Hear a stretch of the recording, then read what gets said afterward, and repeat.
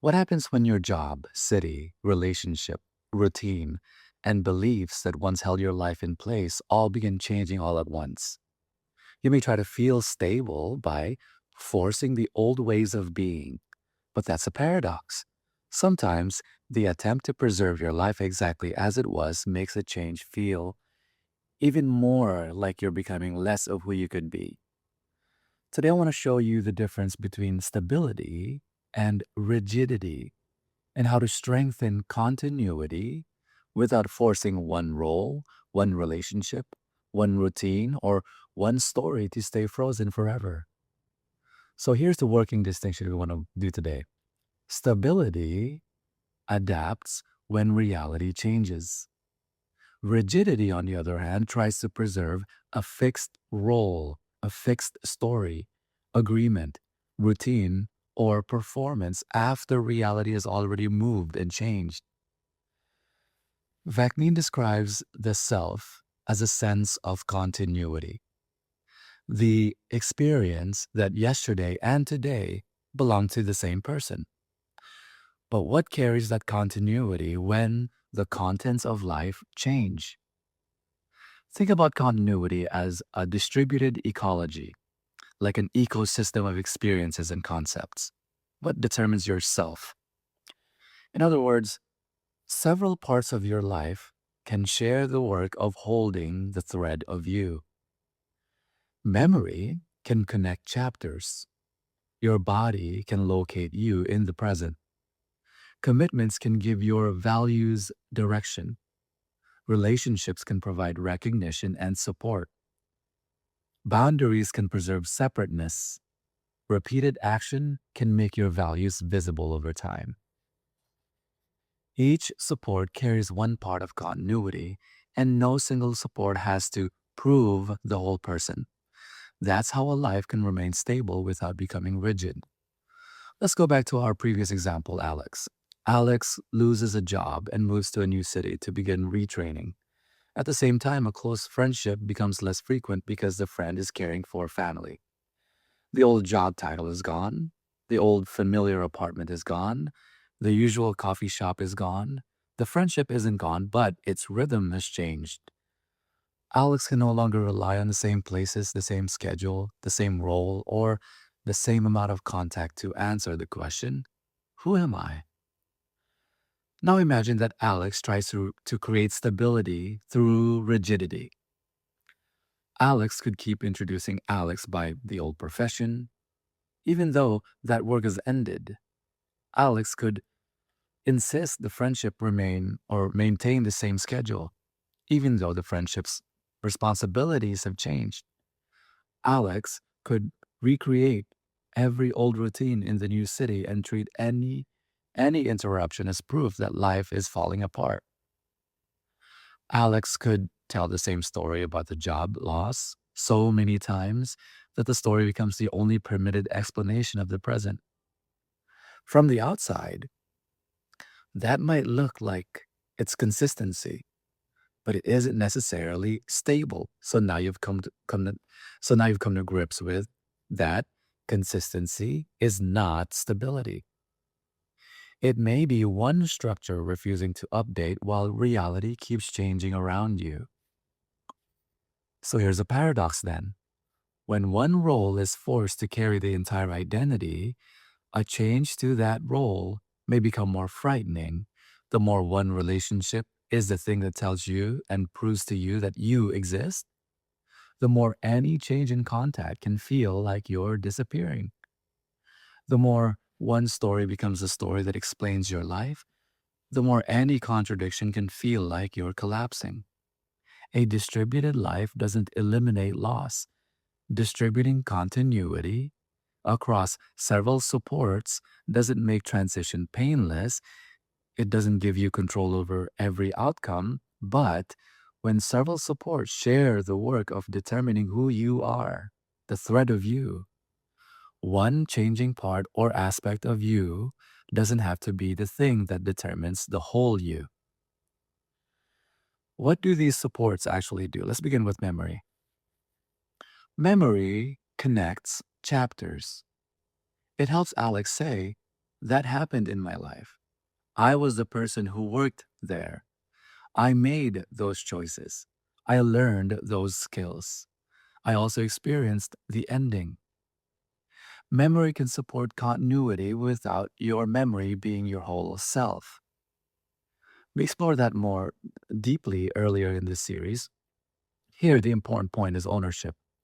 The old chapter doesn't have to remain open forever in order to remain part of Alex's life. Alex keeps one weekly note during the transition. I don't mean a complete autobiography or an attempt to create a perfectly consistent story, just a few lines. What happened, what Alex noticed, and what Alex wants to carry forward. The note doesn't freeze the past, it keeps the past available for a relationship with the present. Another support is embodiment. And by embodiment, I mean something ordinary like being present in the body, in a place doing something concrete. Alex takes a walk every morning.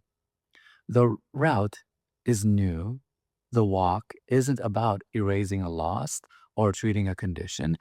It may give Alex one low pressure way to participate in the present instead of living entirely inside the old job, the old city, or the changed friendship. Continuity isn't only a story about yesterday, it's also participation in today. Another support is commitment. A commitment gives direction to value. Alex may say education is important. That's Alex's value. But enrolling in retraining, showing up to a class, and completing one realistic assignment each week make that value visible in Alex's behavior. The book OLNE describes character through this alignment between stated values and actual behavior. That doesn't mean every commitment must be preserved forever. A commitment made under old conditions may need to be revised when circumstances change. The book OLNE treats flexibility as the willingness to adjust expectations, roles, and agreements as situations change. Here's an important thing to recognize. Revision is not retroactively erasing yourself. If Alex promised to complete a shared obligation before moving, the move doesn't make the old promise imaginary. If Alex can no longer fulfill it, stability looks like naming the change, addressing the effect, and renegotiating where another person is willing. It doesn't look like saying, I'm a different person now, so the promise belonged to somebody else. You can update an agreement without pretending it never existed. You honor the other person by letting them remain free to decide what the change means for trust, access, or participation. In the book Oelani, presenting yourself honestly and allowing another person to decide whether to engage on those terms is called Hobson's choice. Now let's look at relationships. A distributed life is not a solitary life. Depending too heavily on one person's attention isn't corrected by needing nobody. Human connection remains valuable. Vecnid emphasizes individuation while also saying that a person can build supportive networks of love, empathy, and kindness and give life meaning. Those things are more important than status. Vecnid argues that self-esteem, self-confidence, and self-worth should be grounded internally, but that definitely doesn't mean interpreting it as, I don't need you or I don't need anyone. So the question isn't whether Alex needs people. The question is whether one person has been assigned every job. No one person has to be everything for anyone. So Alex doesn't replace the changing friendship with isolation. Alex remains in contact with that friend when both people have capacity. Alex also talks with classmates, calls a sibling who offers honest observations without insisting on being right, and gets practical help from people who know the new city. Different relationships can carry different forms of support. Check out the album Openness on the track Constellations. It's really good. One person may remember an earlier chapter, another may understand the current work, another may provide practical help, another may offer warmth without analysis. None of them has to become the sole proof that Alex exists as a person. Relationships carry recognition and support. They don't have to carry the whole identity. Now, another support is boundaries. Boundaries are another support. A boundary doesn't only keep harm out, it also protects the commitments you have actually chosen. Johnny talks about how the more commitments Johnny accepted, the more commitments began to fall, especially commitments to established friends whose loyalty seemed safe enough to postpone. The irony, in other words, because they were established friends, Johnny treated those commitments as less urgent than commitments in newer relationships. So, Johnny's principle is that a yes becomes meaningful when a person can comfortably say no. But look at what the principle gives Alex. During retraining, Alex gets asked to volunteer, help a classmate move, take a take on extra family errands, and travel back to the old city for an event. The old performance says yes to everything because being useful feels stabilizing, but those yeses could consume the time needed for the commitments Alex already chose. So Alex says no to one request, not because the requester is bad, not because Alex must become sealed off. Alex says no because keeping every new request would break commitments already made. The boundary lets the chosen commitments remain credible.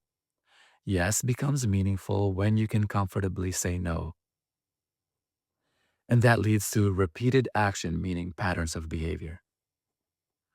A person can describe values, roles, intentions, and identity all day. Repeated action is where those descriptions meet time.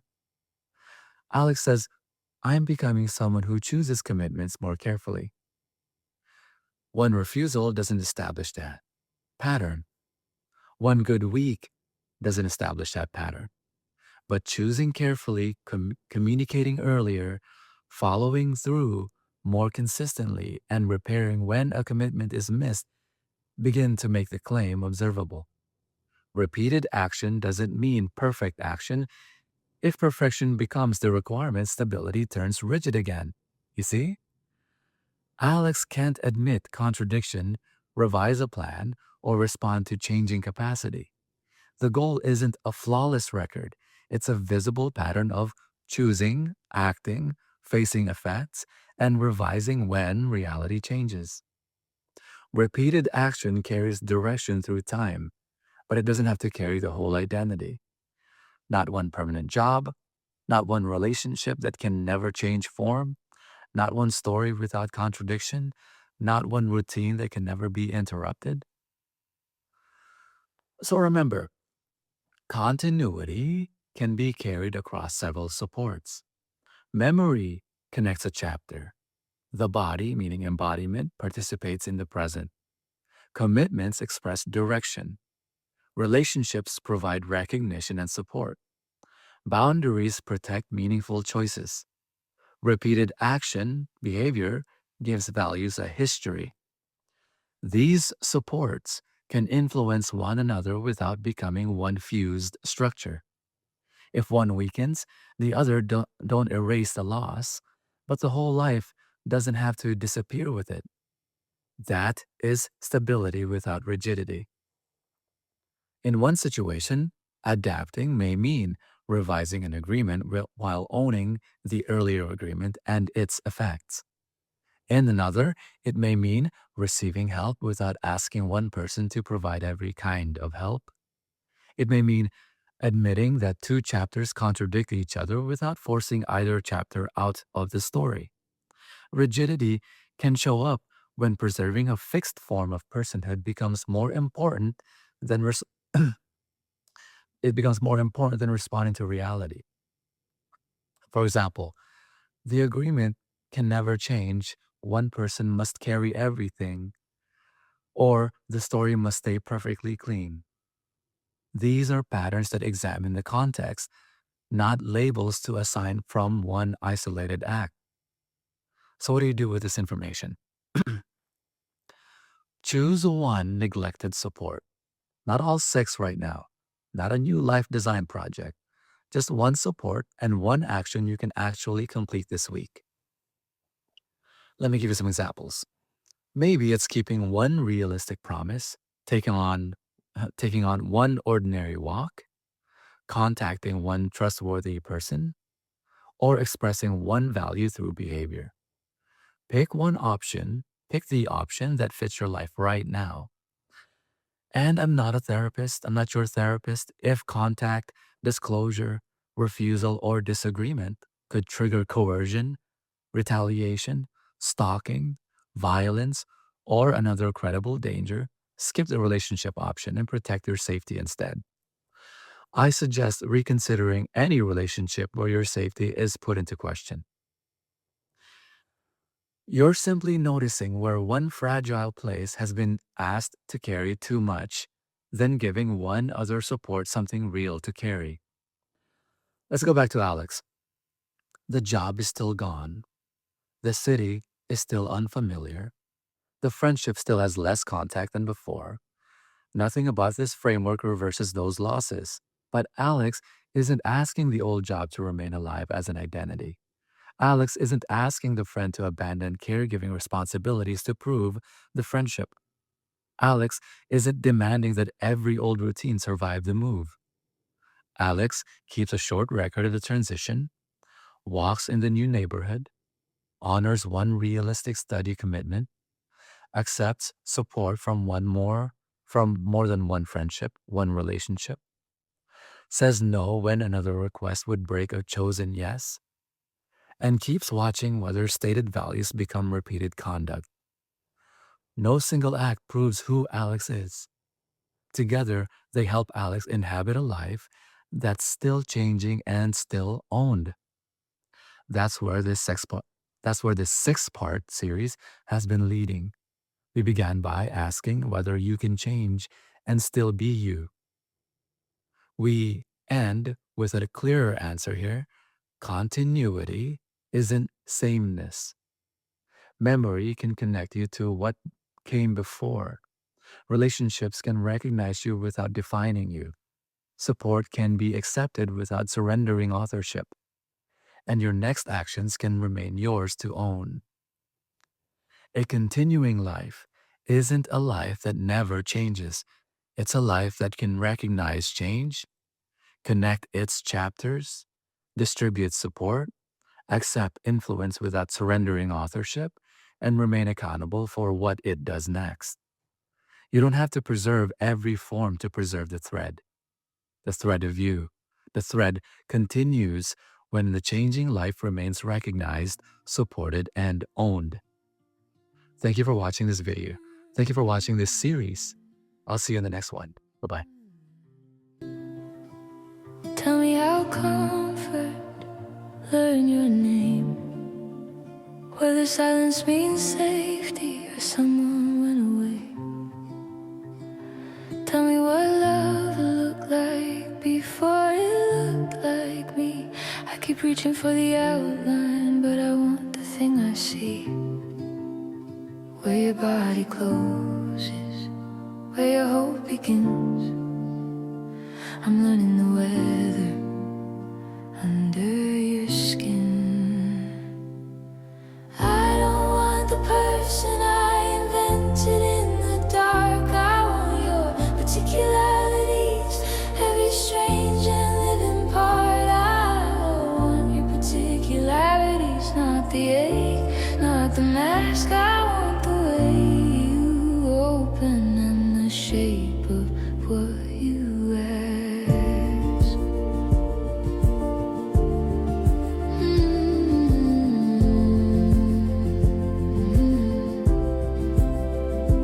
Tell me what you carried when the world felt cold.